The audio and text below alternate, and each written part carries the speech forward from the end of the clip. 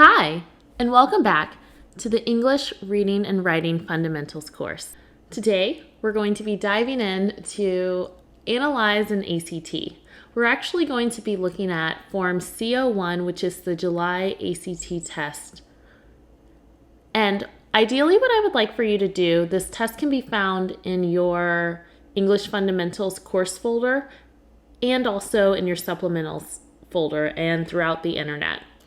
Ideally, I would like for you to solve this test before doing this video, because once we do this video, it will be made very clear the different question types as well as my approach, and I would just love for you to be able to have already briefed yourself on the test and just copying down notes on the side based off of my answers and how I did it, just to help you understand the concepts a little better. So let's dive in. Lesson 10, English ACT Full-Length Exam 1 Analysis. For this English full-length analysis, the passages will come from the official previous ACT Form C01. I do not own the rights to this exam, and this exam can be found free online or in your exam folder on your course. The methods and analysis of this exam, however, are owned and copyrighted by Alexia Academic Consulting.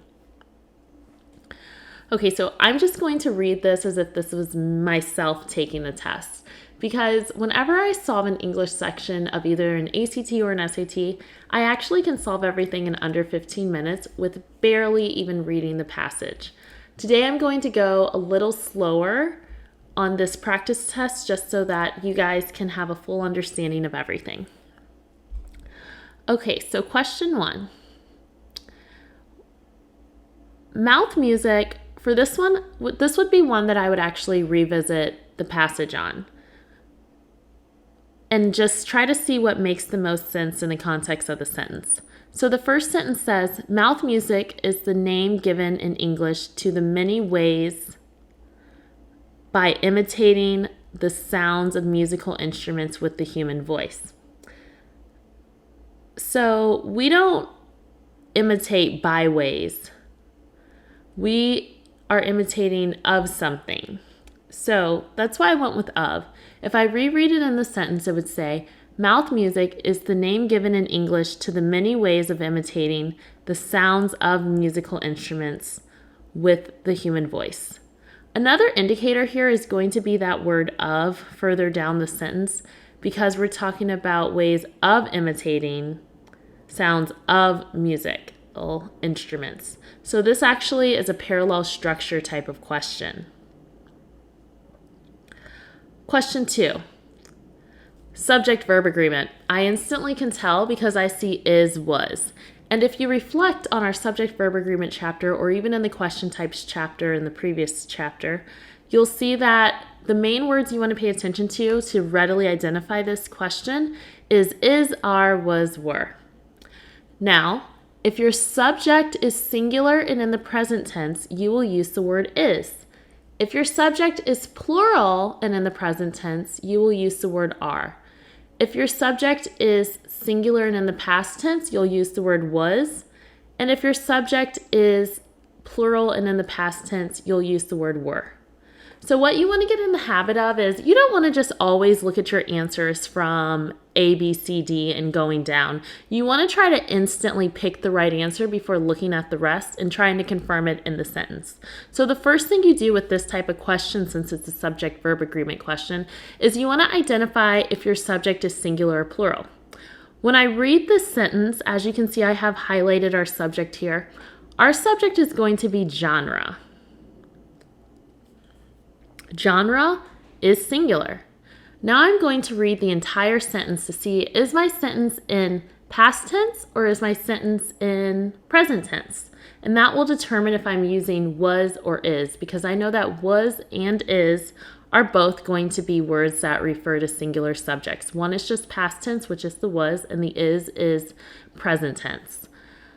So the sentence reads as, forms of mouth music are performed around the world, but the genre being particularly popular in England, Ireland, and Scotland.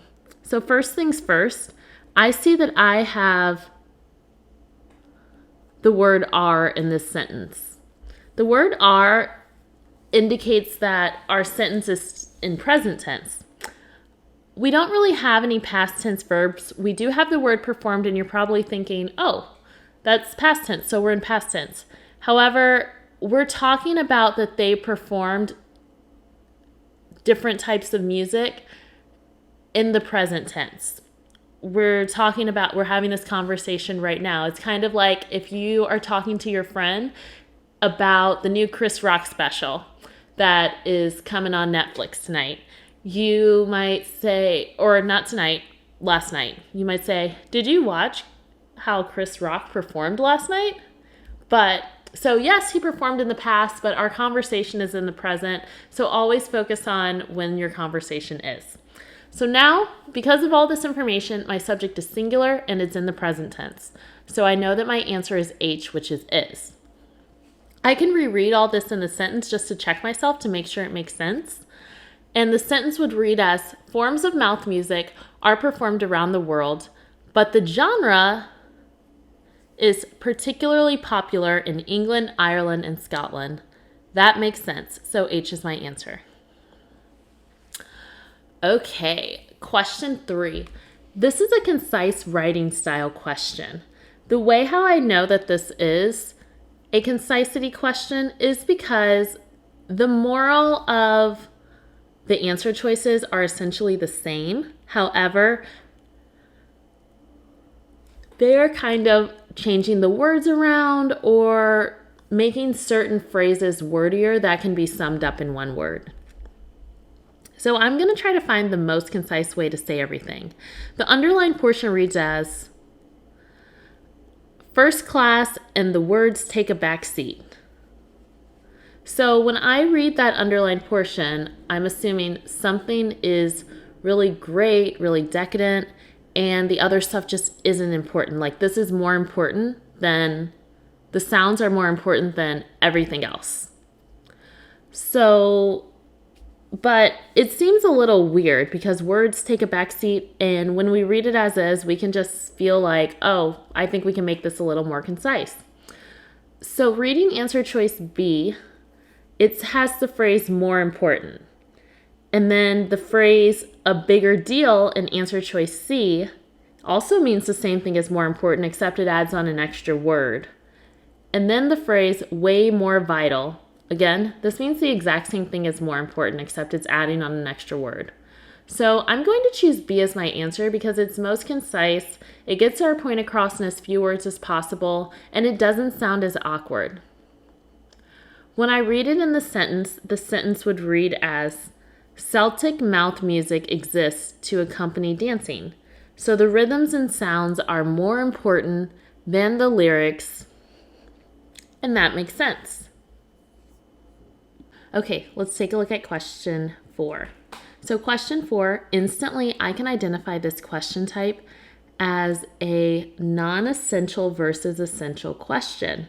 The reason how I know that this is a non-essential versus essential question is because they aren't changing any of the words in the answer choices. However, they are shifting commas. And as we know, non-essential information is indicated by the information being surrounded by 2 commas, 2 dashes, or 2 parentheses.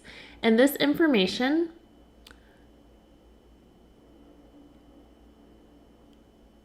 is information that we can remove from the sentence and the sentence would still make sense.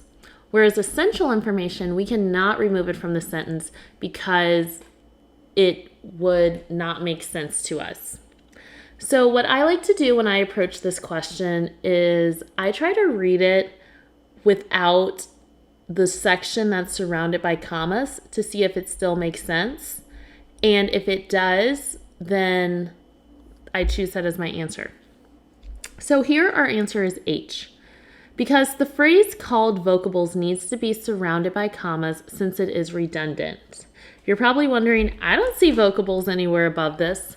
Well, we have the word syllables before the phrase called vocables. And the phrase called vocables is just telling us that this is what syllables is called. So why do we need another name for syllables if we've already said syllables in our sentence? The answer is we don't. So it's redundant. Let's read the sentence just to double check ourselves though. The sentence would read as, instead of using traditional lyrics, singers often produce nonsense syllables to represent specific instrumental sounds such as those of bagpipes or violins. That makes sense. So therefore, we're not going to add that in our sentence, and we need to surround it by both sets of commas. Here we don't have any issues with interfering punctuation, but remember, whenever you are dealing with non-essential questions and you know that your answer is non-essential, you always need two types of the same punctuation, meaning it needs to be either pairs of commas, dashes, or two parentheses, but it always must be two of a kind. You can't just use a comma and a parenthesis. It has to match. Question 5. So in this type of question, whenever I see delete the underlined portion, I always attempt to do that first, just to see if the sentence makes sense without it, because as you know, we like to be as concise as possible. So I can reread this. It would say, the results are songs that rarely make literal sense, but nevertheless flow in a way to dance to. So that seems a little bit wordy and weird. So then I would go to the next shortest answer. However, the next two shortest answers don't work because they're not properly modifying the noun. So our answer here is C, because we can read the sentence and it would read as, the results are songs that rarely make literal sense, but nevertheless flow in a way that is easy to dance to. You're probably thinking initially it sounded correct deleting the underlined portion. However, we never address how it flows, and we want to know that it flows in a way that is easy. So our answer is C. Question 6. This is going to be a revision question. The question says, if the writer were to delete the underlined portion, the sentence would primarily lose. So first things first, you need to ask yourself, what is this whole thing talking about? What is the context of the underlined portion? I like to personally read the whole little snippet before it as well as the current sentence just to make sure that I understand what's going on. So before it says, one Scottish form of mouth music, propel, is performed entirely in the Gaelic language and accompanies traditional dance steps. The often tongue-twisting lyrics require much practice to perfect. So often tongue-twisting, to me, and we're also talking about much practice to perfect, this tells me that learning propel is very difficult. Because if something's tongue-twisting, that means I can't just say it off just let it roll off the tongue. So looking at my answer choices, I know that my answer here is F, because again, this often tongue twisting is emphasizing how difficult propel is. Let's look at our answer choices just so I can tell you how you would rule those out. Looking at G, it says information about writing lyrics for propel music. Often tongue twisting is not talking about anything with writing. It's talking about how they speak. Answer choice H. An indication of how often propel is performed in the Celtic culture. That how often phrase in this answer choice, I would expect to see some type of statistics like propel is performed Monday through Thursday or 10 times a week or something like that. There are no numbers here, so that's how we can rule out H. Answer choice J. An example of a training exercise propel singers use to practice lyrics. So this is not a training exercise. This is the actual propel singing and everything that they're doing. So that's why our answer is F. Question 7. This is going to be a transition word sentence. One thing that I like to do is I like to get in the habit of always reading the prior sentence, because if we're trying to insert a transition word, we want to make sure that we have the appropriate transition word. So like if we have two sentences that are contrasting, we should have a contrasting transition word. If we have two sentences that are continuing each other, then we need a continuation transition word like furthermore. Okay, so like I said, the first thing you want to do is read the previous sentence. The previous sentence says, the often tongue-twisting lyrics require much practice to perfect. The next sentence says, the greater challenge for many portable singers, though, is learning when to breathe. So in the previous sentence, it's talking about how the tongue-twisting lyrics was the big issue. This sentence, it's saying it's breathing. So these are two contrasting thoughts here because they're telling us two different things. So therefore, we know we need a contrasting transition word. When I look at the answer choices, the only answer that's actually contrasting is going to be A, which is though. And the sentence makes sense like that. Okay, question number 8. For this one, I never even need to read the rest of the answer choices. I can instantly jump to my answer because this is dealing with our proper nouns and pronouns type question. And the question I always like to ask students is, would you rather I call you by your name or would you rather I call you it? In general, you would rather I call you by your name, hopefully. Don't let anyone call you it, by the way. That's just rude. So the closest that we have to naming our subject is going to be dancers because J doesn't give a name, H is they, and F is it. It should only ever be referred to for objects. So now I'm going to read the sentence with the phrase dancers rely. The sentence reads as, a poorly timed breath might break a song's flow, interrupting the steady beat dancers rely on to help time their steps. So that makes sense, so I'm going to choose G for my answer here. Question 9. Given all that the following statements are true, which one, if added here, would most effectively introduce the subject of the paragraph? So this is going to be a transition sentence question. And what I like to do is I like to read the previous sentence as well as the current sentence and the sentence after. The reason why I like to do this is because it paints a picture of what's going on and I'm able to better transition my sentences effectively. So the previous sentence says, a poorly timed breath might break a song's flow, interrupting the steady beat dancers rely on to help time their steps. Instruments were prohibitively expensive and thus scarce in isolated Scottish villages. In order to fill the void, mouth music emerged and provided residents with the music they wanted for dancing. So, portable, as we have established, is expensive, it's tongue-twisting, and it's really a hassle. So therefore, the only reason we put ourselves through pain is because it's something we have to do. Like for instance, I'm doing this recording and I've solved through so many tests and everything to make this video perfect for you all. And you guys are braving enough and sitting here and watching this video. And yes, it might be boring, but it's just something you have to do. So that way you can get into a good school, make a lot of money, and live your best life. So therefore, we can conclude that this is out of necessity, that they have to do it. So we want an answer choice that matches that. And what do you know? A says that portable was most likely invented out of necessity. So that's going to be our answer. But let's look at the rest just so we can rule them out together, because I want you to have a good understanding of transition sentences. I know a lot of students, they can get the grammar, but then when they get to the sentences types, they start struggling and they're like, I don't know which one to choose. How do I choose? So looking at B, it says mouth music singers must have a good sense of rhythm. So that's true, but for the rest of the sentence, we're not talking about that. We're talking about how expensive they were and the issues.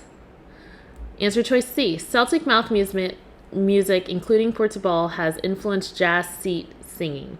We are not talking about jazz at all. That is not our answer. D. Another form of mouth music that originated in Scotland is the Wakang song. So we're not talking about other music. We've been really consistent in the last couple of paragraphs just talking about portable. So that's how we can rule that out. And that's why our final answer is A. Looking at answer choice 10, I know that I'm dealing with the stop punctuation versus go punctuation question because my words aren't changing. They are only changing really kind of some punctuation here. So one thing to keep in mind is that periods, semicolons, and a comma before a conjunction are going to be your 3 types of stop punctuation. So you always want to put stop punctuation in when you're doing the vertical line test and you're separating 2 complete thoughts. If you had an incomplete followed by a complete thought, you would choose a go punctuation, which is your comma. So what I'm going to do is I'm going to reread the first portion of it and see if I have a complete thought. And remember, in order to have a complete thought, you want to have a subject and a verb. So the first portion says, additionally, Portugal gave anyone whomever did read music a way to learn and pass on traditional songs, thus scarce in isolated Scottish villages. That's a complete thought. It can stand on its own. I have a subject and a verb. It's actually kind of starting to transition into more of a little bit of a run-on sentence. So now I'm going to read the side starting with in to see if that's a complete thought. And here it says, in order to fill the void, mouth music emerged and provided residents with the music they wanted for dancing. So here, that's a complete thought that can stand on its own. So we have 2 complete thoughts and we need to use one of our stop punctuations. The only answer choice that has a stop punctuation is going to be H, which uses a period, and that's our answer. Okay, so let's look at answer choice question 11. So for 11, we have which, who, and whom. First things first, whenever you're using which is used for animals in general or things. So if we're talking about a person here, we cannot use which. Next, whom is the object form, and it's going to be mainly used for people, just like who. However, when we think of whom, we want to lean more so towards possession. So when we read the sentence, it says, additionally, Portugal gave anyone whomever didn't read music a way to learn and pass on traditional songs. So we're talking about a person here because we have anyone. And animals and stuff can't really read sheet music. So I know I'm going to use either who or whom, but since I'm not necessarily... So here I'm going to try to put who in the sentence to see if it makes sense. When I do that, the sentence would read as, additionally, Portugal gave anyone who didn't read music a way to learn and pass on traditional songs. So it does make sense in the context of the sentence, so D is my answer. Question 12. This is going to be a proper noun and pronoun question. And remember, just like we said a couple questions ago, always name your subject. Because would you rather be called it or would you rather be called by your name? Your name. You'll probably hear me say that a million times in this video. But on the bright side, now you know how often this question is asked of you. And if you keep hearing the same thing over again, even if you're just brushing your teeth right now watching this video, it's going to stick. So here, I'm instantly going to try G as my answer because this is the only one that names the subject. We're talking about the musical form of a music, so G is going to name that. So let's read it with G to see if it makes sense. The continuing popularity of Celtic mouth music is a testament to the vitality of the musical form. That makes sense, so G is my answer. Question 13.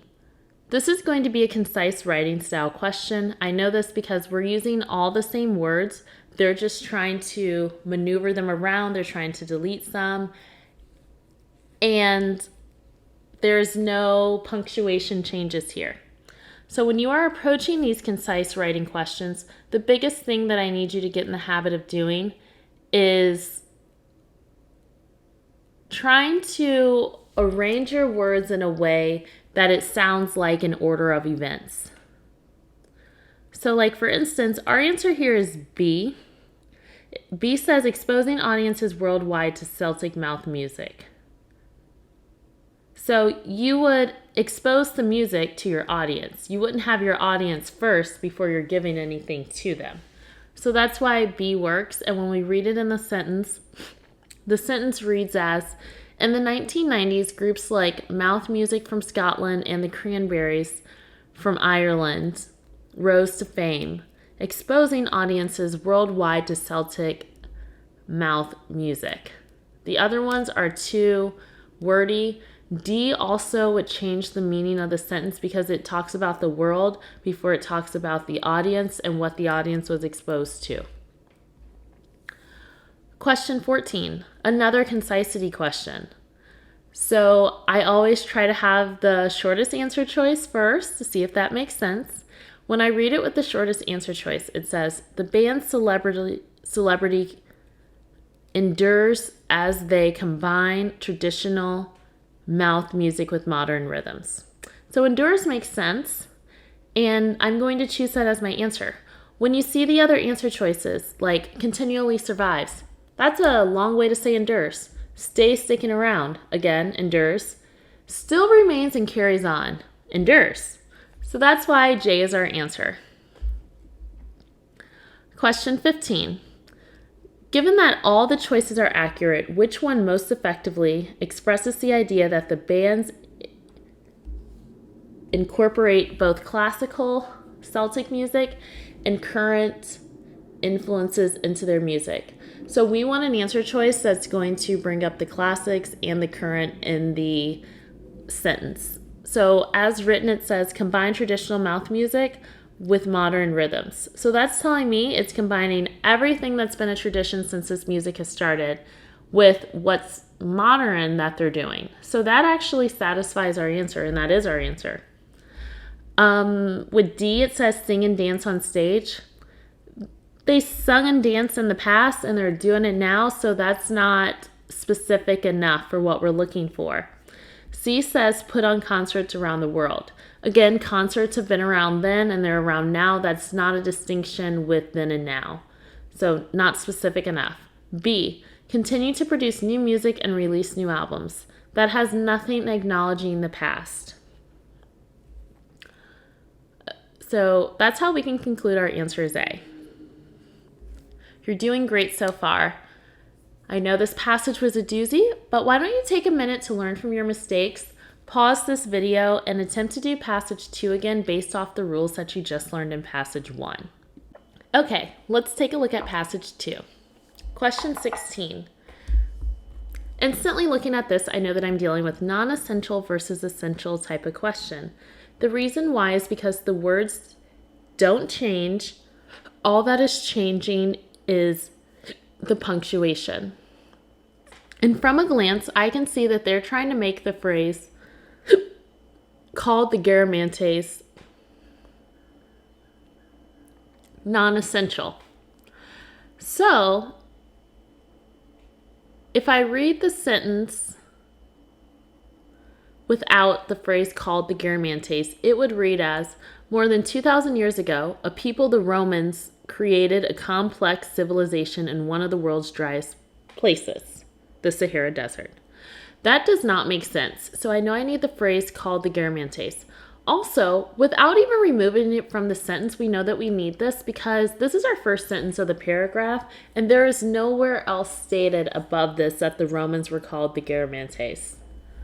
So therefore, our answer is J. We don't need any punctuation because remember, essential information does not use any punctuation. Non-essential information will use either 2 commas, 2 dashes, or 2 parentheses, and that's information that we can remove from the sentence and the sentence would still make sense. Okay, let's go on to 17. So 17, this is going to deal with concisity. And so when we read the current sentence, it reads as, beginning around 500 BCE, they built towns and villages. Cloth was manufactured there and jewelry and traded throughout North Africa and the Mediterranean. So normally I would go for the most concise answer.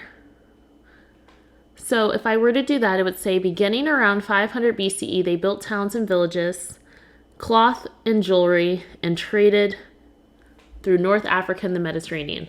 We can't just say cloth because we have to follow parallel structure. So the previous thing in the list about the towns and villages, we learned that they built that. So therefore, and also right after the phrase manufactured there in jewelry, we have and traded throughout North Africa. And as you can see, I underlined those things. So we're instructing in our sentence how each of the things that they used to distribute, how they were done. So they either built, they traded, and they manufactured. So that's why our answer is C. We need the phrase manufactured cloth for the sentence to make sense. When we read the sentence, it reads as, beginning around 500 BCE, they built towns and villages, manufactured cloth, and traded throughout North Africa and the Mediterranean. So that's why our answer is C. Question 18. This is going to be a revision question. The question states that if the writer were to delete the preceding sentence, the paragraph would primarily lose a concluding statement that... Okay, so looking at the preceding sentence for 18, it says they also grew a variety of crops, including wheat, dates, palms, grapes, figs, and melons. So this sentence is suggesting to us that they grow a lot of food. They are very self-sufficient. It's a lot of different types of food, from wheat to melons, and those are all just really diverse. So we want an answer choice that highlights how much they are growing these different types of things. So answer choice F is going to be our answer because it suggests the Garamantes were successful farmers and that they grew a variety of crops. The sentence literally says that they grew a variety of crops, and since they're thriving, we know that they were successful farmers. Question 19. Which choice provides new information to the essay? So, looking here, whenever you come across a new information question, you want to ask yourself, okay, what was not presented in this paragraph? So the current sentence reads as, the survival of their civilization depended on hundreds of miles of underground tunnels. These tunnels carried water to desert settlements from aquifer and underground water source in the distant mountains. So the portion that I have underlined states that it's automatically going to eliminate B and D because it uses the word survival and depended upon, and we learned that there. So that's how we can eliminate B and D. We know that they were used by the Garamantes because that's who we open up our passage talking about. That's who we're continuing to talk about, and we haven't introduced any new people. So our answer is going to be A because only in answer choice A do we learn that this occurred in the distant mountains. Question 20. Which choice best indicates the method used to build the tunnels? So when I say method, I need to be able to visualize and actually perform the step that is this method if it was presented to me. So the answer choices, we have hand dug, dimly lit, desert, and underground. Only hand dug is an actual method that I can perform in order to build tunnels. I can't underground, I can't dimly lit, I can't desert. That's not going to do anything to build a tunnel on those other three. So that's why our answer is F. Okay, so here we want to see which one fits the context of the sentence the best. So the sentence reads as, when the tunnels reached a town or field, the water flowed into more easy, accessible surface canals or reservoirs. So for here, we need to use the adverb easily. And we also need the word more for it to make sense. So when we reread it with answer choice B, It says, when the tunnels reached a town or field, the water flowed into more easily accessible surface canals or reservoirs. So that's why our answer is B right here. Okay, looking at 22, I can instantly tell that this is going to be a concisity question. The reason why is because they're pretty much rewording everything, and then I see the phrase archaeologists. So I'm going to, as you know from previous questions like this, I'm going to try to just put in the word archaeologist into the sentence and see if that makes sense by itself. So I can reword this to say, archaeologists don't know how the Garamantes learned to build Fagaras. That makes sense. I'm not losing any value. I understand what's going on in the sentence. I know who my subject is. So let's look at the other answer choices to see why we ruled those out. So the first one says, having left no clues, archaeologists don't know how the Garamantes learned to build Fagaras. So we know that they don't know how they did this, which that implies that there were no clues left, or else if there were, then they would have realized, okay, well, this is how they did that. So that's how we can rule out answer choice A. We know that we can rule out G and H because they're essentially doing the exact same thing of stating how they don't know or how things are puzzling to them. So that's why our answer is J. It's short and sweet and to the point, and it answers the question. 23. Some things that are jumping out to me in this question is the word then and than. So make sure you write down that the word than, T-H-A-N, should be used if you are comparing two things. The word then, T-H-E-N, should be used if you're talking about a sequence of events. So like, for example, with than, T-H-A-N, I could say, I am smarter than a fifth grader. So I'm comparing my intellect to that of a fifth grader. With then, I could say, T-H-E-N, I am going to the market and then I am going to the Chanel store. So let's see which one is needed in the sentence. The sentence says, and because the water came from an aquifer rather than from its rainfall, the supply was unaffected by drought. So I am doing a comparison here. So I know I need than, T-H-A-N. I'm going to read it with that in the sentence.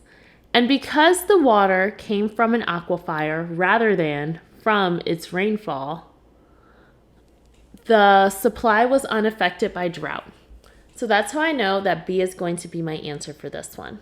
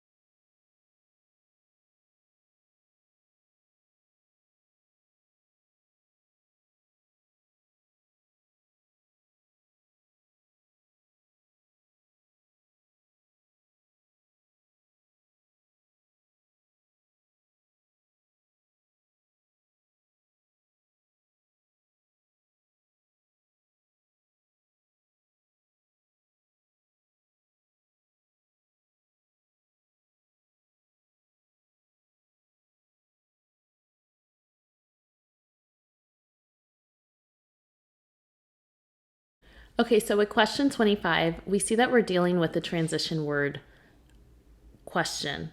So the first thing I always do is I like to read the previous sentence as well as the current sentence. By doing this, this allows me to determine if the transition word that I needs to link the two sentences together or be a contrasting word that contrasts the two thoughts. So when I read the previous sentence, it says, the Garamantes could have relied on a constant supply of water for drinking, washing, and irrigation. The next sentence reads as, moreover, the cold, damp air of the Fagaras lowered the temperature inside the homes that were built over them. So the previous sentence, we're talking about what they used this water for, like what they could have relied on the water for.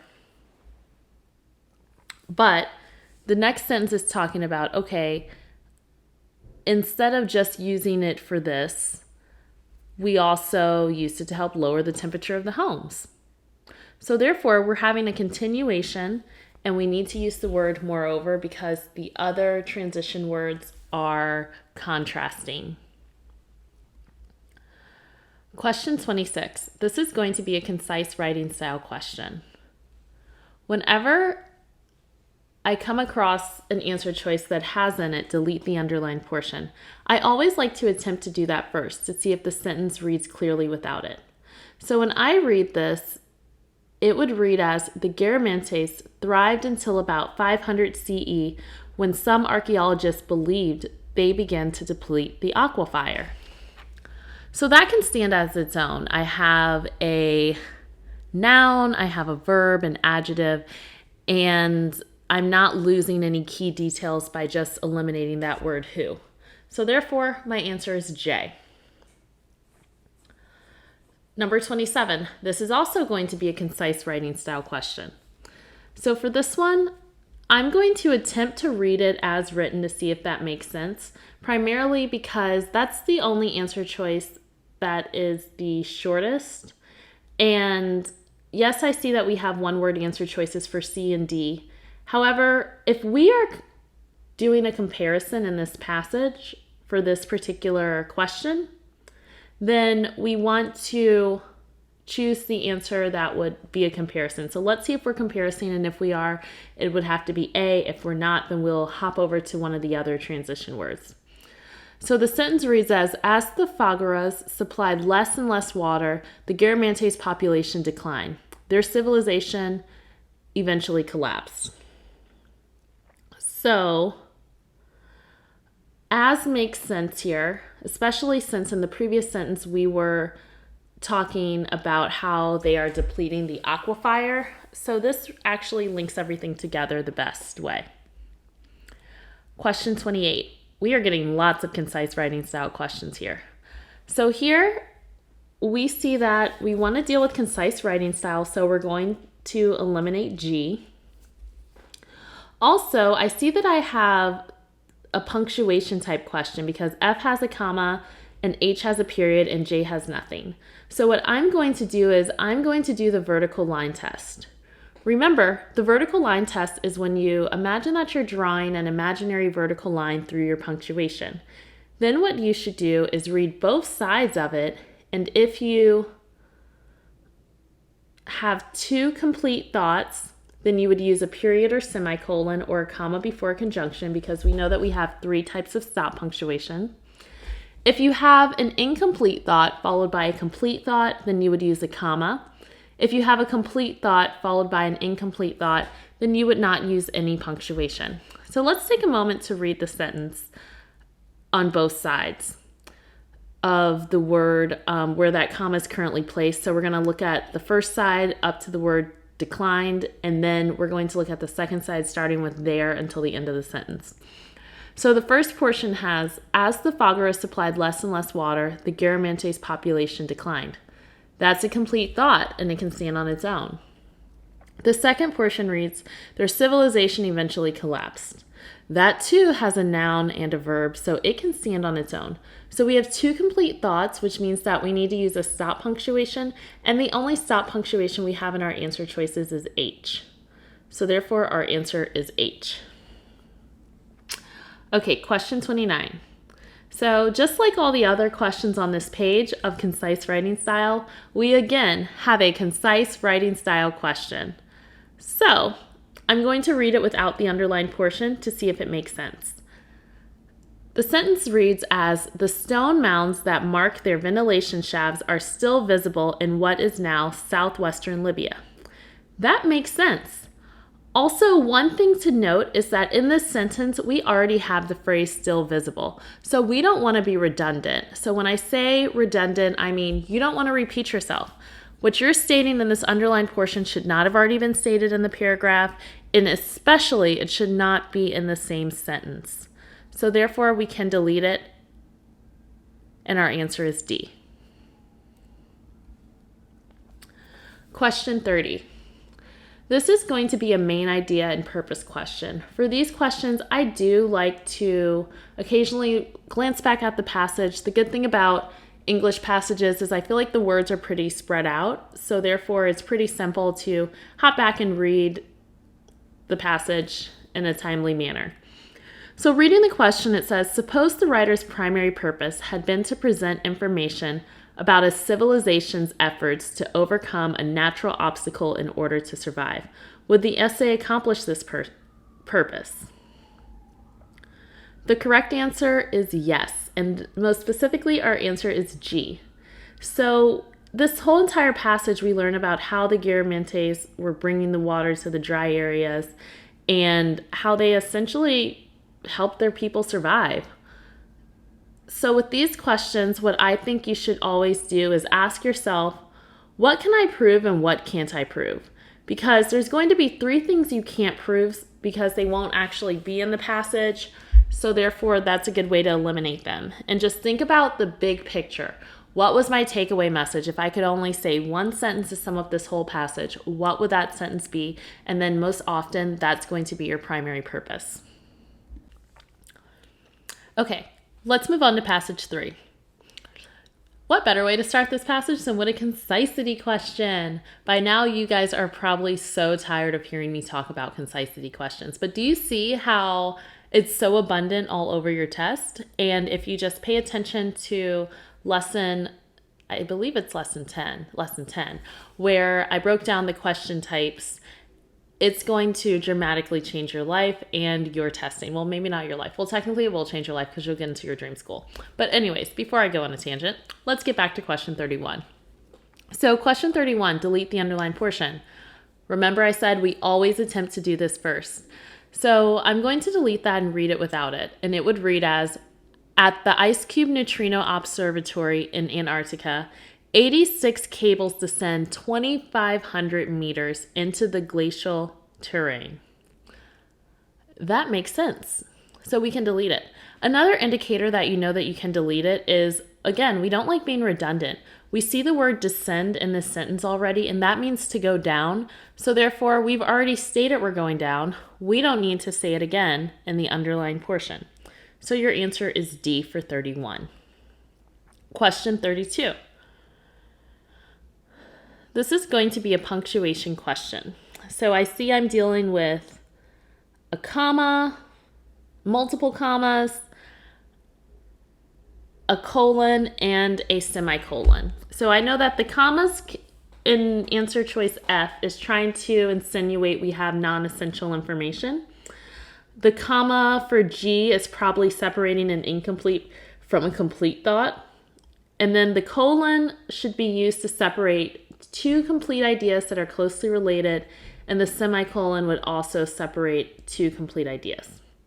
So instantly, because in this situation, since we're not listing, we know that they're trying to separate 2 complete ideas.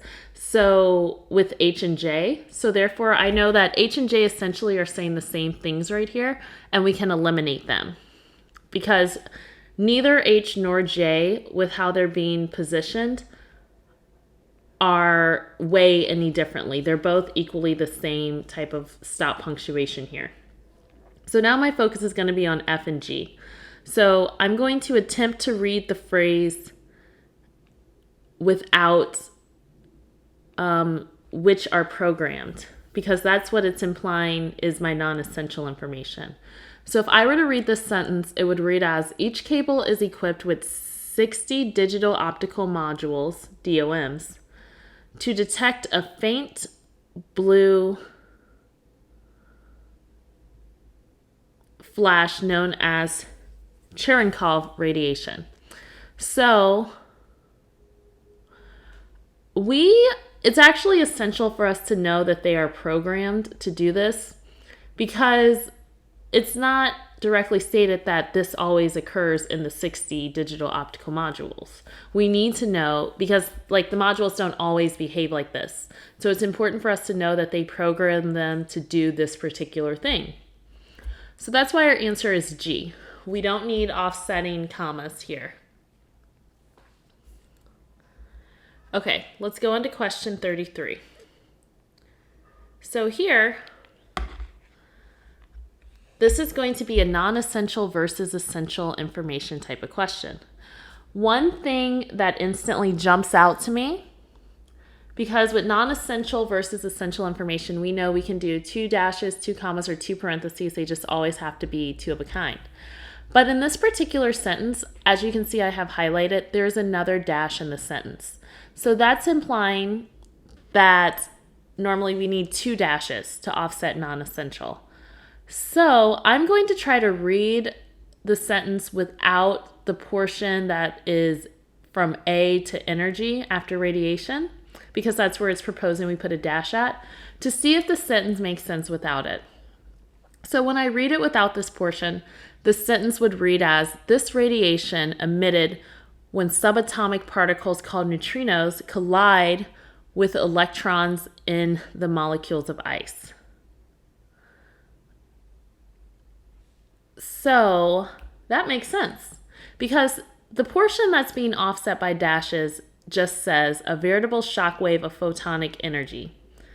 That's just describing what radiation is. We don't need to describe what radiation is, because we already know that we're talking about radiation, and most people in general know what exactly radiation is. Okay, let's go on to question 34.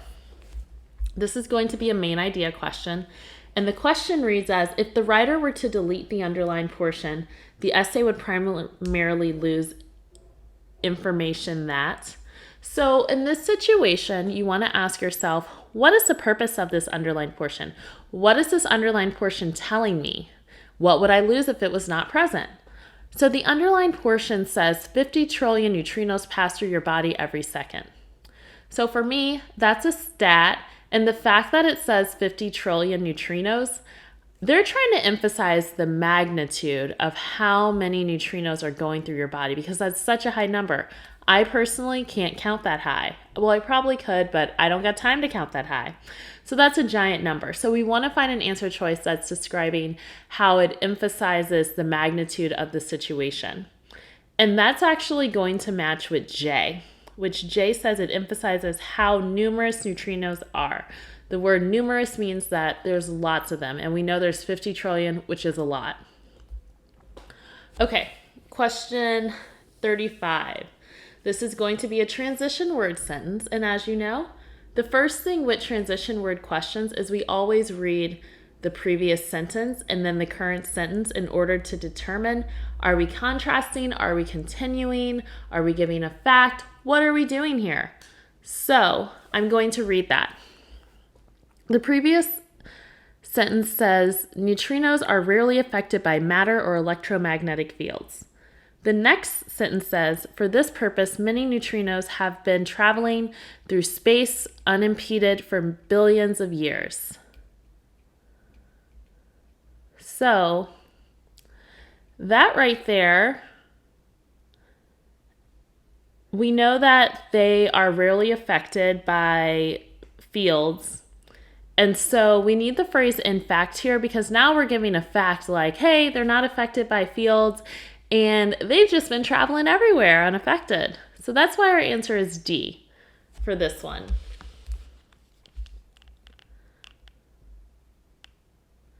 Okay, question number 36. Okay, question 36. This is a transition word question.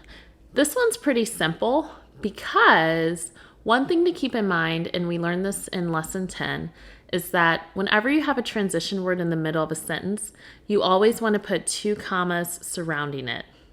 There might be an on occasion where you might see in your answer choices a semicolon before the transition word and then the transition word and then a comma. If you see that as an answer choice, then immediately attempt to do the vertical line test before the transition word. And if you have a complete thought, then you would need that semicolon. However, here, that is not the case. And also keep in mind, you will never have anything but a comma after a transition word in the middle of a sentence. So with that being said, I don't even have to attempt to check the other ones. I'm just going to choose G as my answer because this is the one that has the appropriate punctuation with the transition word. Question 37. This is going to be a revision question.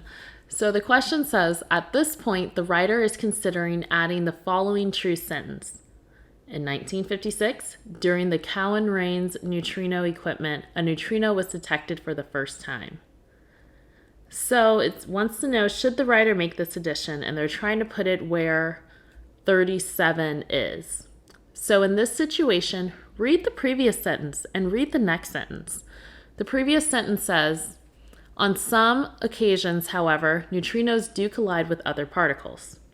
The next sentence says, scientists specifically selected the site of the Ice Cube Neutrino Observatory to facilitate the detection of such a collision. So, in order for us to revise a sentence to put here, it has to be talking about neutrinos colliding and also tying in with the new facility that they're building. So this proposed insertion says in 1956 during the Cowan-Rains neutrino experiment, a neutrino was detected for the first time.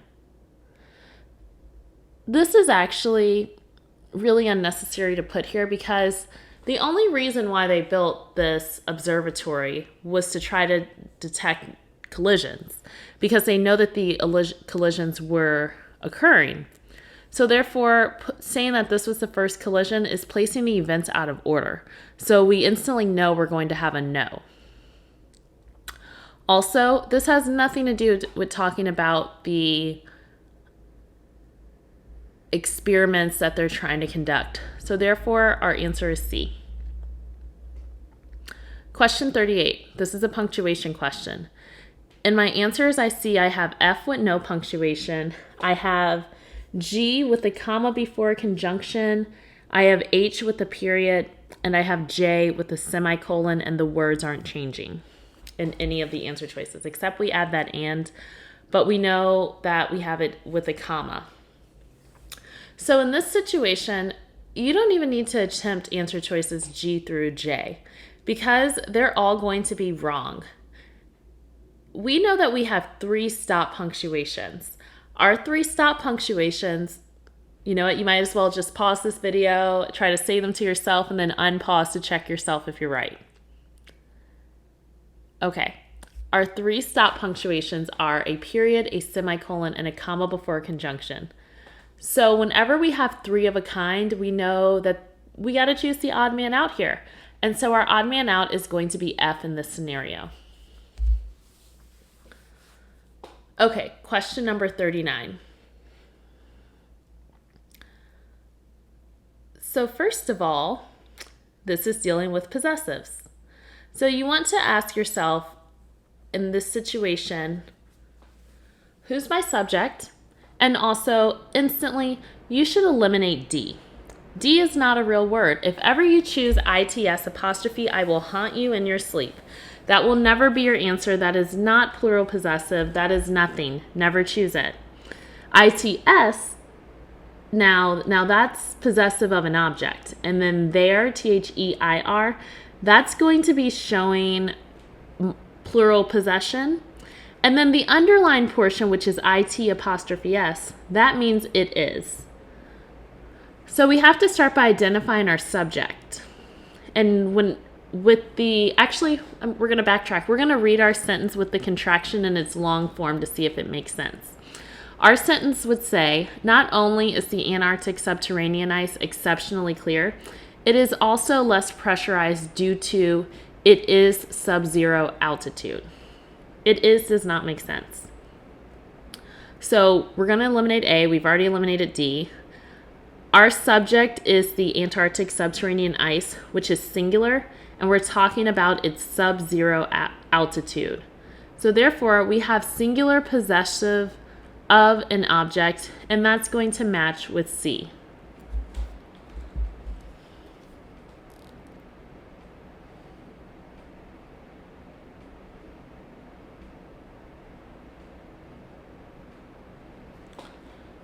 Okay, so looking at question 40.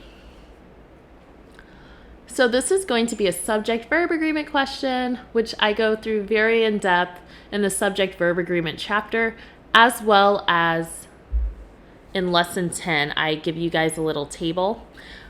But let's backtrack a little bit to remind you of the rules, and if you don't know them, you should definitely be copying them down on all the questions throughout the English analysis and the reading analysis. I do fully intend to repeat the rule each time. I know it might seem a little redundant, but hopefully after this video, you are haunted by the word concisity and subject-verb agreement and all those good things. I want to reiterate it in you.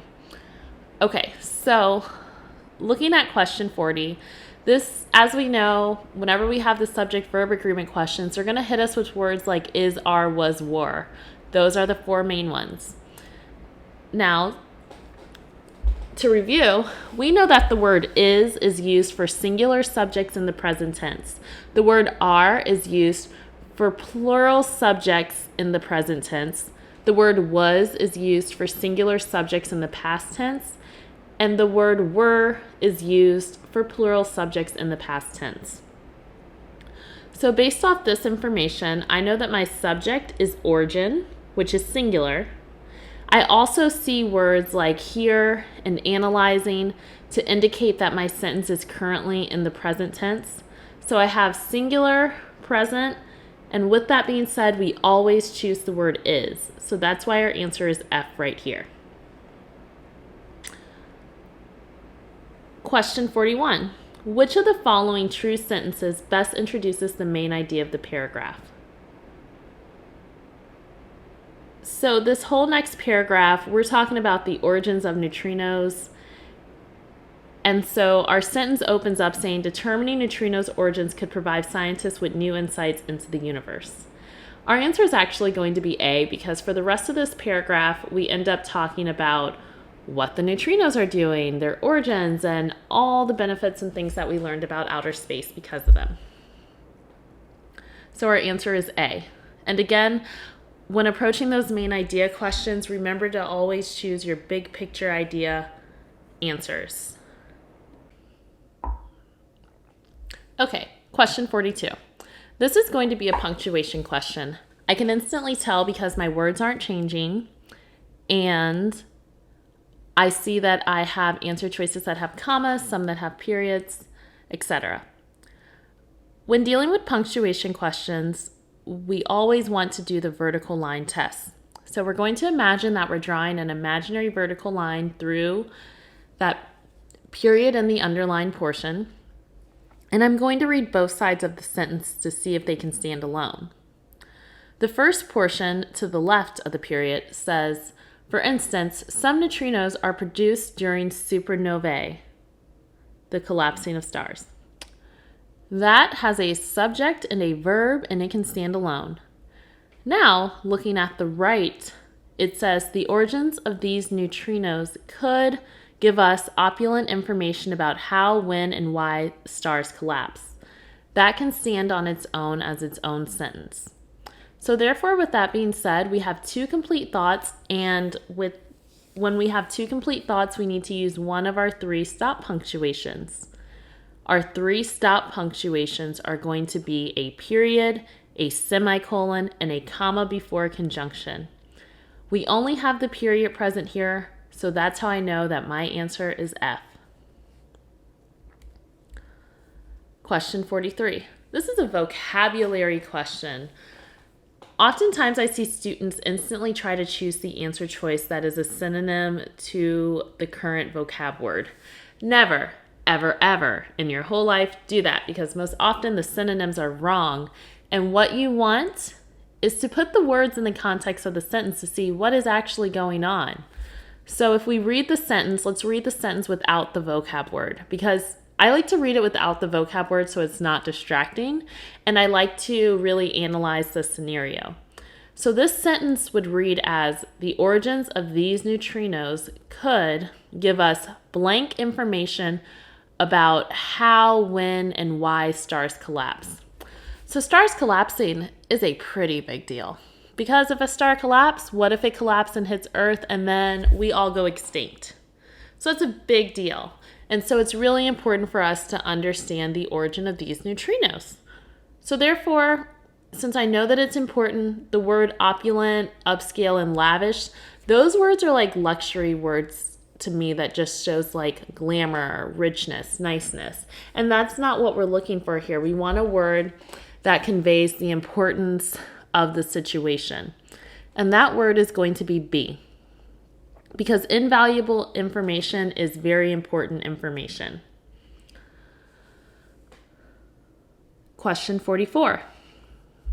The writer wants to emphasize that information garnered from the detected neutrinos at IceCube could have dramatic effects on how scientists study the universe. Which choice best accomplishes that goal? So here it's going to be F, because we don't want to know just about our galaxy. We want to know about the entire universe. So therefore, stating our galaxy and galaxies beyond, that is able to encompass all of that in as few words as possible, because you know we like to be concise. Okay, question 45. Suppose the writer's primary purpose had been to outline a scientific theory concerning the origins of particles in nature. Would this essay accomplish that goal? The answer here is C, because it would not. We don't really care about what's going on in nature, because we're trying to determine how neutrinos are detected, not what's necessarily happening to them in nature. So our answer would be C for this one. Okay, that passage was a doozy.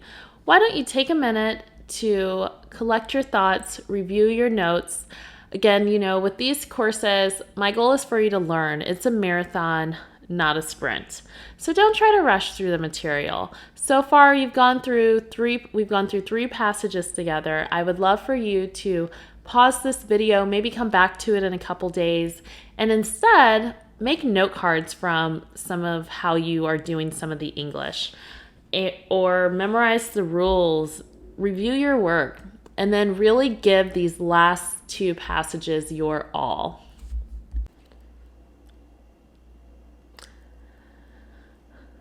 Okay, let's start with question 46. So we're trying to determine if we should use the word whom, which, or who. So here, our subject is Raphael Leonardo Black, which we could replace that with the him. And so since we can replace our subject with either him or her, the appropriate word to use is who. So that's how we know our answer is F. Question 47, concise writing style question. So in general, short and sweet and to the point. I'm going to attempt to read the answer with the one as written, because the way it's written is the shortest out of all of them. So when we read it, it reads as, Black, a native of Aruba, has been creating art in his New York City studio apartment for over 3 decades. That makes sense. So I'm going to choose A as my answer. The other answer choices, like for instance, looking at B, I know that it's not because native of Aruba. So we can eliminate the phrase originally from by just using the word native. And so it says for more than half of his life, we could just say over 3 decades. So our current way is substantially shorter. And looking at C, it says living in Clinton Hill, but a native of Aruba. That is still telling us he's a native, and we've already stated in the previous sentence that he's from Clinton Hill, so we don't need to restate it again. And then D, we already know he's a new artist, and we know he's from Aruba. So A is still going to keep everything most concise, and that's our answer. Question 48. Given that all the choices are accurate, which one provides the best transition to the information in the following sentences? Our answer is F. Because in the previous sentences, we bring up Black, how he's a native to Aruba, and his early artist life. And now we're talking about how his first solo show. So he displayed 16 of his drawings in a solo show. And then the next sentence goes into telling us how much these paintings sold for. So therefore, it's a great transition with what we already have, and we don't have to change anything. So our answer is F. Question 49. For this one, we are bringing up the price ranges from $16,000 to $28,000. And we bring that up after we've already stated that within 10 days, 10 of Black's pieces sold. So we don't necessarily need to know what the price range was, but also it's not off topic to talk about it. So this is just what I like to consider additional relevant information. Whenever we have additional relevant, meaning it's on topic, information, we always want to use a dash. So here we would put a dash after the word sold, and then the further explanation is for prices ranging from $16,000 to $28,000. So that's why our answer is B. Keep in mind the only other scenario where you would use a dash is if you had a set of 2 dashes and you were using them for surrounding non-essential information. Okay, question number 50. This is going to be a punctuation question. We can tell because the words are not changing and they're simply changing the punctuation. So remember, whenever we have a punctuation question, we always want to get in the habit of doing the vertical line test. So I'm going to do the vertical line test to the right and left of the word board. So imagine I put the punctuation between board and, or I put my imaginary vertical line between board and. Now I'm going to read everything to the left. To the left, it reads as Black draws collages in black number 2 pencil on the whiteboard. That has a verb and a subject. It can stand alone.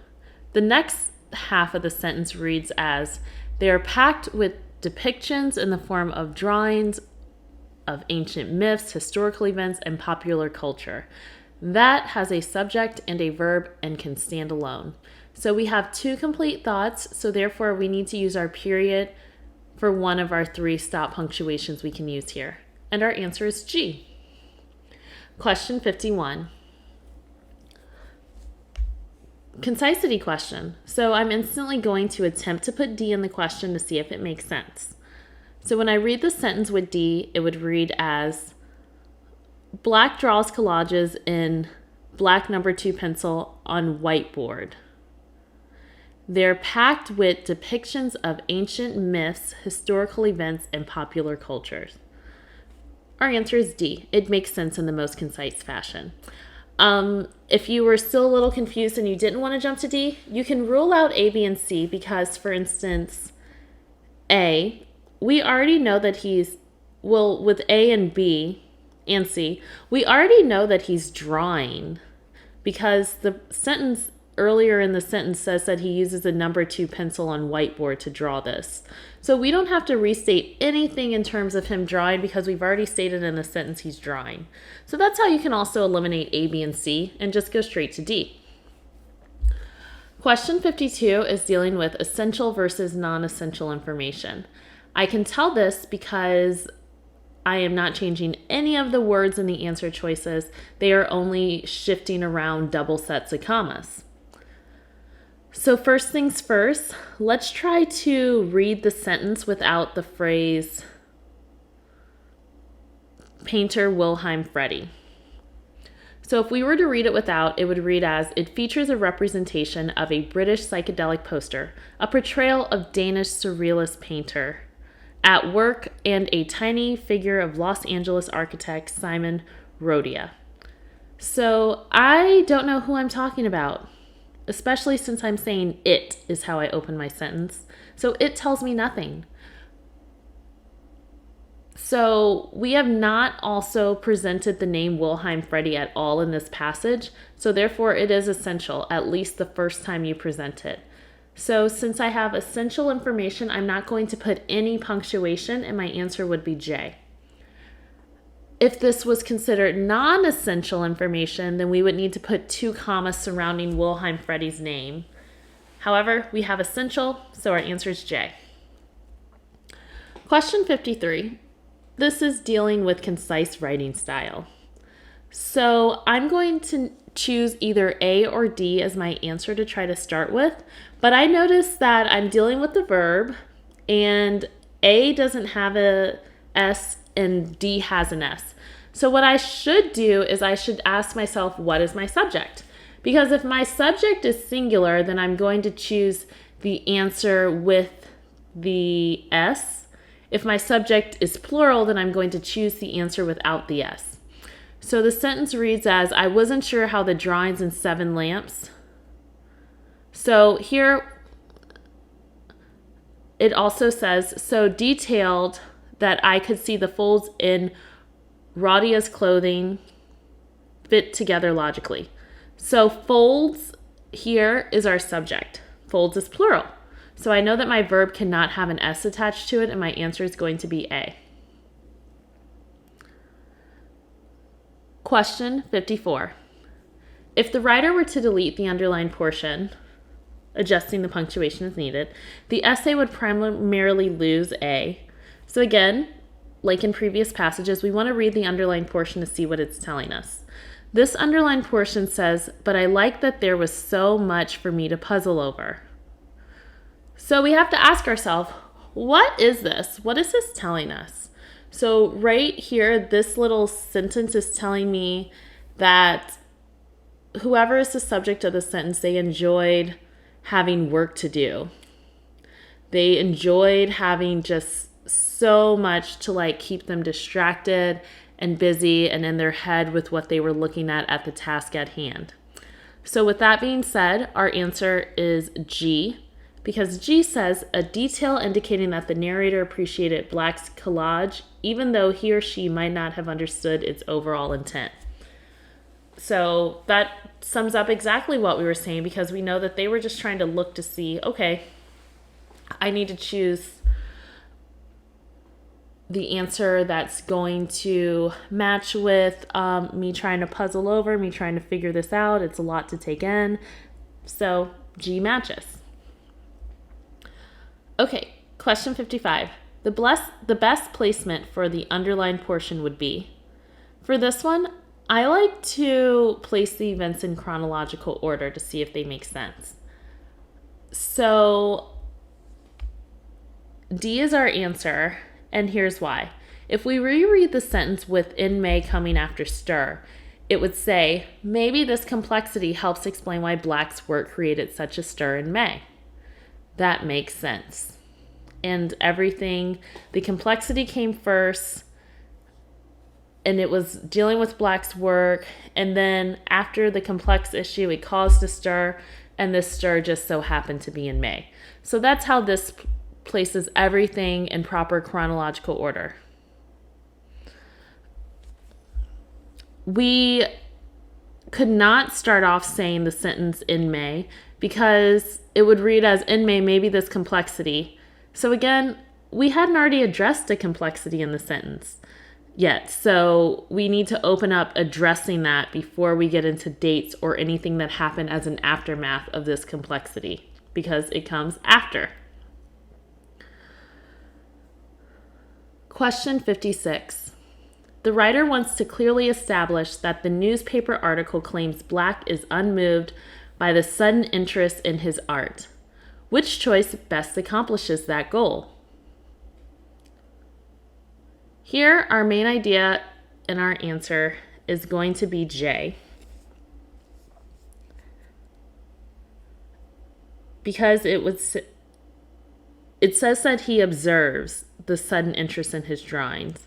So he just observes it. He's not sitting there every morning grabbing page 6 and reading all the gossip about him. He's not trying to turn on the news and see what people are saying. He doesn't care. He just will randomly hear, oh, they said that? That's great. I'm really happy they liked my work. So that's kind of the vibe that I'm getting here. Okay. Question 57. This is going to be a transition sentence question. The question says, which choice provides the most effective transition from the preceding sentence to this sentence? So the previous sentence, it states, he says he's always been an artist regardless of who knew it. The current sentence states, given that I know the city, I'll keep checking the Times for word of his next show.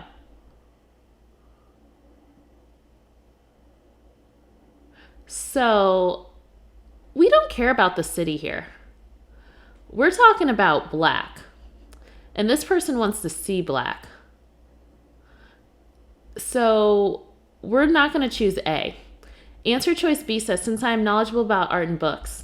We don't know if this person is knowledgeable about art and books. They just so happen to have discovered who Black was. And they're learning about him. But we don't know what they know about other things or other people. Like, for instance, what's something I love? I love traveling. I know a lot about Italy because I've been to Italy a lot. I know how to navigate the train system. I know everything about Italy.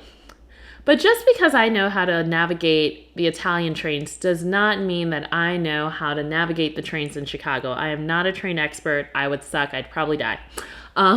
So that's like the similar analogy here. Okay, question 58. Actually, back to 57. I got a little ahead of myself there. Sorry. So now that I know about him, that makes sense because, again, our focus is on Black. Answer choice D says, knowing that I like news. We don't know if they like news. She just heard about Black, but that doesn't mean she's heard about all the news. We don't know what she does in her spare time. So our answer is C for question 57. Let's go on to 58. Again, this is going to be another concise writing style question. And so I'm going to attempt to choose J because I see that's the shortest answer. And I'm going to see if it makes sense in the context of the sentence. So the sentence would read as, when I walk home from the urban vintage tonight, I wonder if I'll pass the brownstone building where Black creates his fascinating newly found art. So, sentence makes sense without all that information. Glancing at this, the first answer, it talks about the decor and the antiques. We are not focused on architecture. Again, our primary focus is on Black. So we can eliminate F. G is talking about what she's wearing. Nobody cares what she's wearing. H is talking about how she's meeting a friend. Again, we would only care about those things if the next couple of sentences were further elaborating on those things. However, we don't care. The sentences are not elaborating on those, and we just care that she is focusing on Black. So J gets her point across in as few words as possible. Okay, question 59. So for 59, this is going to be essential versus non-essential, and we know this because they aren't changing our words, they're only changing the commas around. So if I were to read the sentence without the phrase wear black, it would read as, I wonder if I'll pass the brownstone building, creates his fascinating newly found art. That does not make sense, so I need the phrase wear black, and I need no comma surrounding it. And it would read as, I wonder if I'll pass the brownstone building where black creates his fascinating newly found art. That makes sense, because the brownstone building, we're never told where black does his art at until this moment. So that's why we need to know, okay, we're still talking about black, and this building, why we bring up this random building in New York, is because of this. So our answer is B for 59. Question 60. The writer is considering adding the following sentence to the essay. Fortunately, the web page included a key that identified the people, places, and events, most of which I had never even heard of, that black portrays in this piece. So this makes sense at point C in paragraph 3.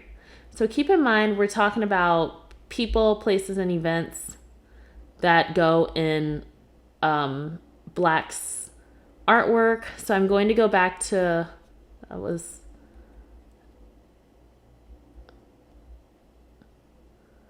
I'm going to go back to question number, point C in paragraph 3.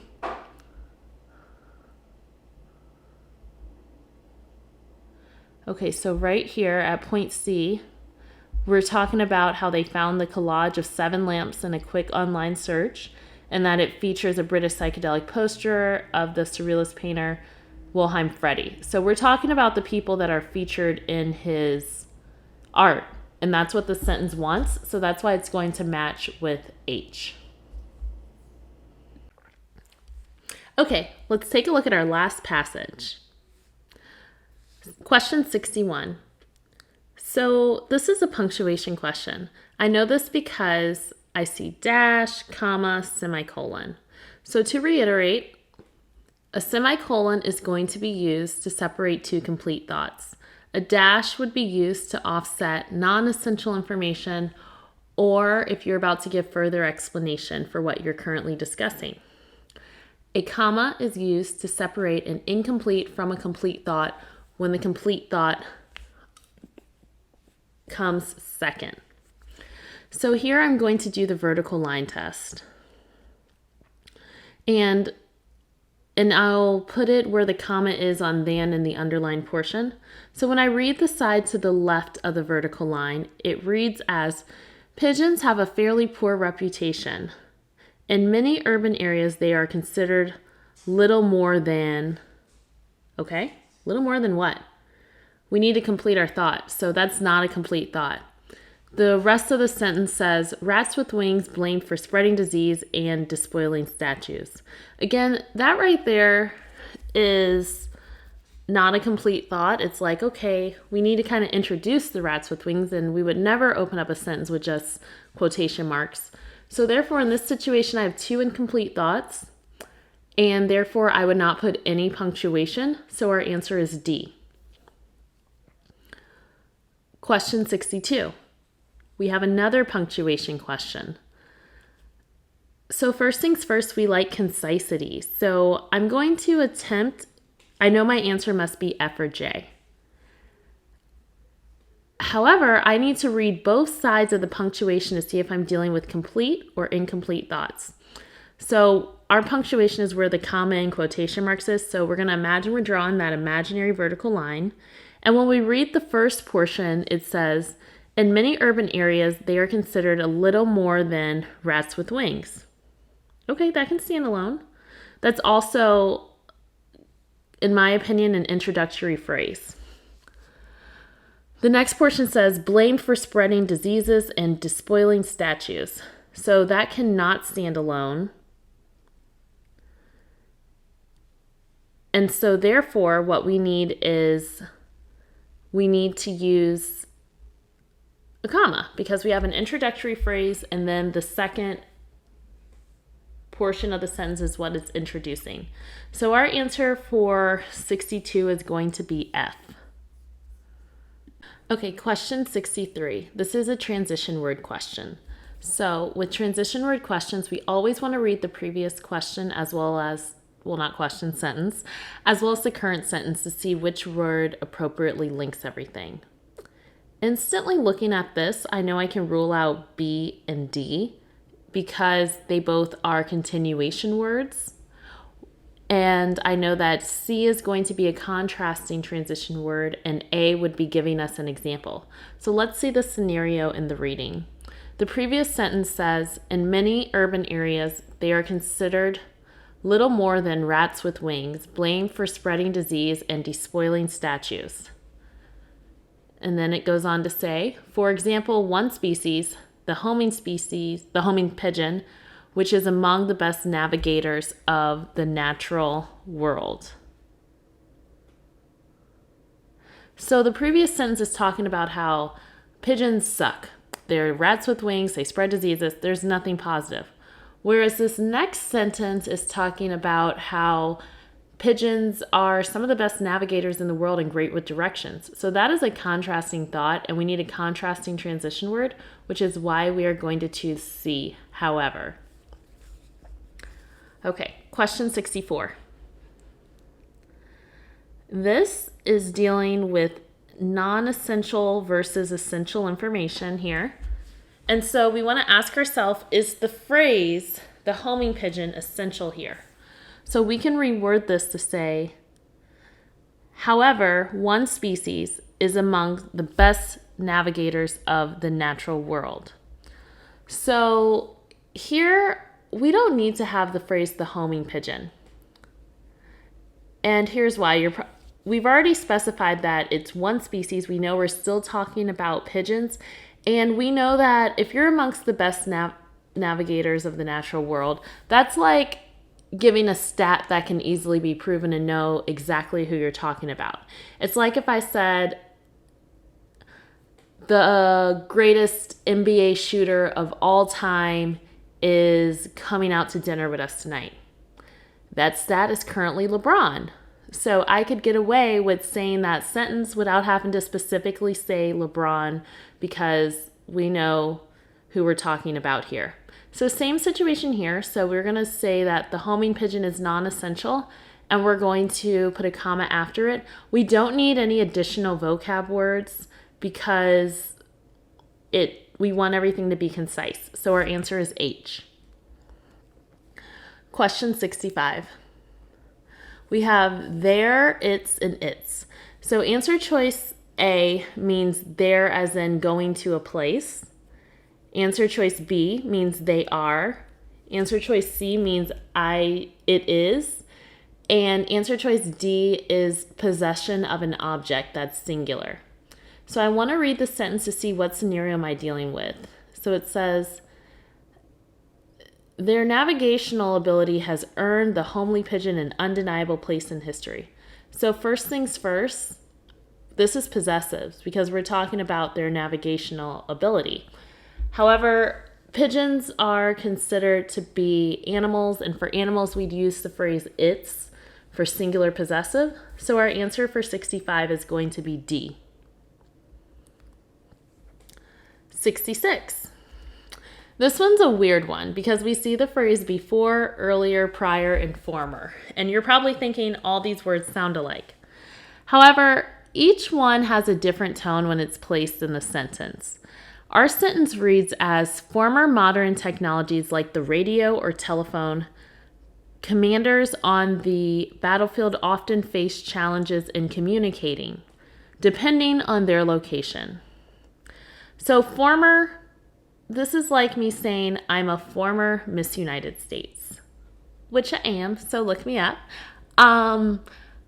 That can imply a span of years. So that can be like, for instance,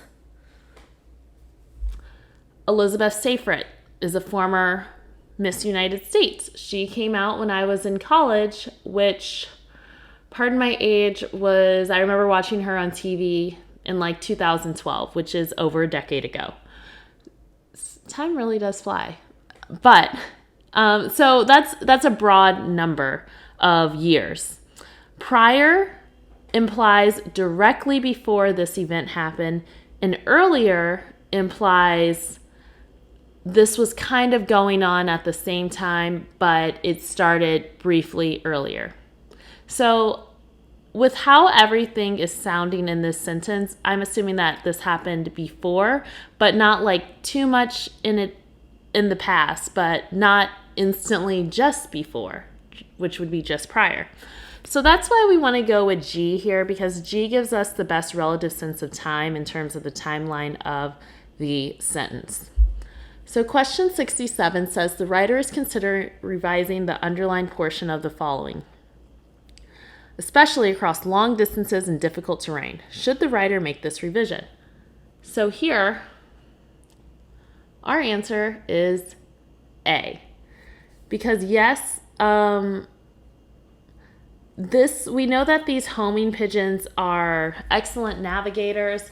However, we don't know like what they're navigating. So the fact that they're able to make it from point A to point B, and these are long distances, it's not the most ideal terrains for them to be traveling on. Who knows what the food is like?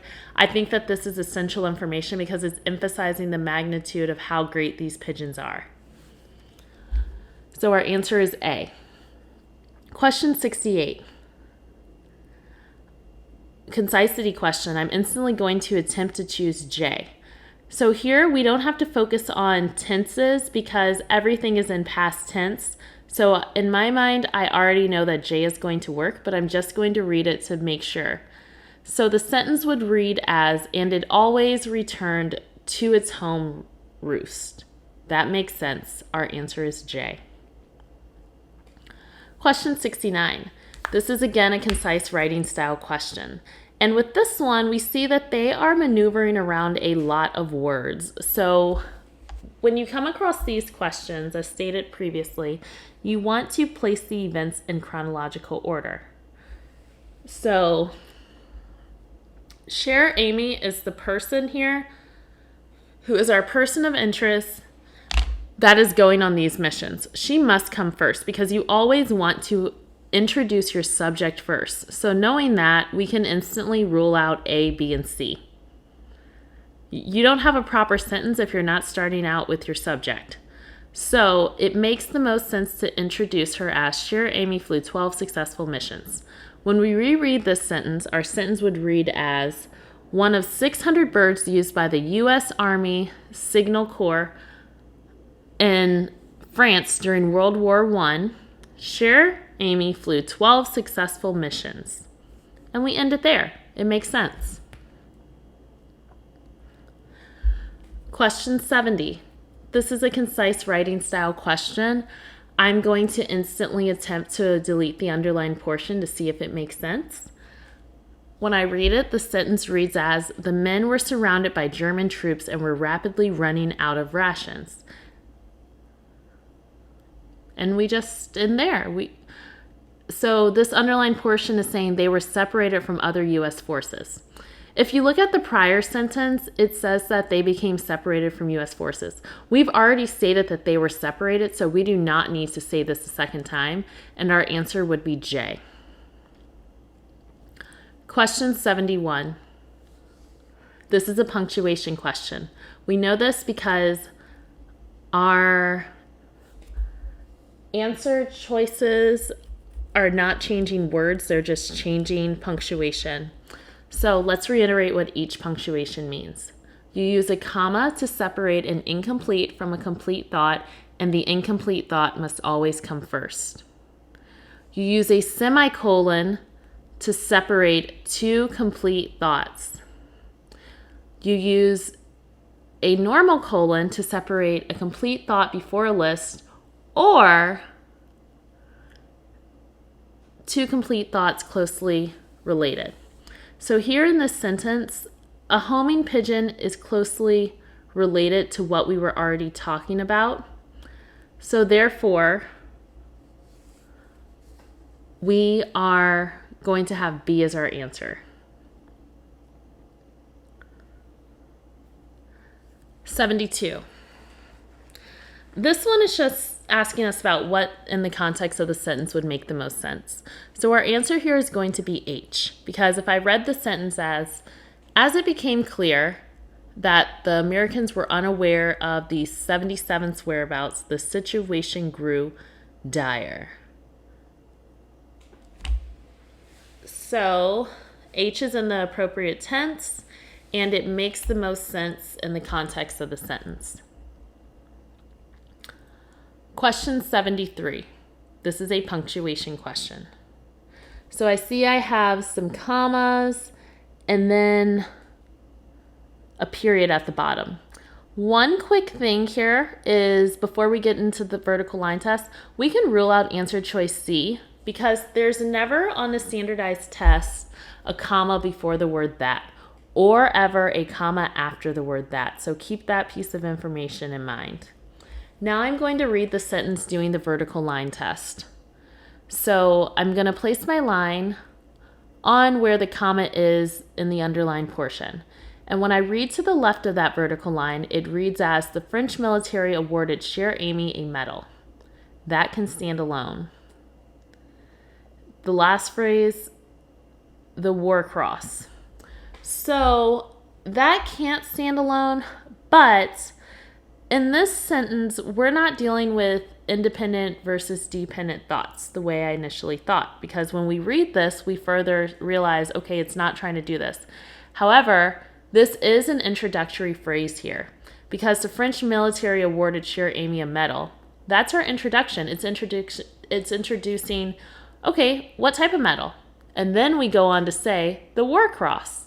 So that's how a comma is appropriate here because this is an introductory phrase question. If you still are a little weary on some of your comma rules, I do suggest going back to lecture 2 and revisiting all the punctuation rules. 74. This is going to deal with common word pairings in sentences. So in general, we have all these phrases that we say, and one of the phrases is right here, and we would say the extent to which. That's just a common phrase. So that's how we know our answer is H. Okay, question 75. Which choice best concludes the sentence and essay by connecting Cher Amy's story to a specific idea raised in the first paragraph of the essay? Our answer here is B, because we have spent this very long passage talking about the homing pigeons' navigation, how great they are, the distances, the terrible terrain that they have to go through, and all the great things that homing pigeons have done in the war to protect America and a lot of other things. So our answer is B. Okay, so we just concluded ACT practice test analysis for the English section of test C01. Again, this test can be found in your test folder of your course or in the supplemental learning folder if you bought the big course for the ACT, SAT, PSAT guided learning curriculum. I do not own the rights to this test. I did not invent this test. However, all of the methods, the analysis are my own opinions of everything and my interpretation of if I were to solve this test. And all the answers are correct. So I would recommend solving the test before looking at the video. I know we're at the after fact of the video. If you felt like, oh my gosh, I just watched this whole video, I learned so much, then I strongly encourage you to study this for a couple more days, even if a week if you have the time, and then go in and try a new practice test with all this information. You're guaranteed to see improvement. If you have any additional questions or would like to schedule your one-on-one session with me, please visit alexiaacademicconsulting.com. Or you can email me at alexiaacademicconsulting@gmail.com or text at 314-368-4306. Thank you for joining me today.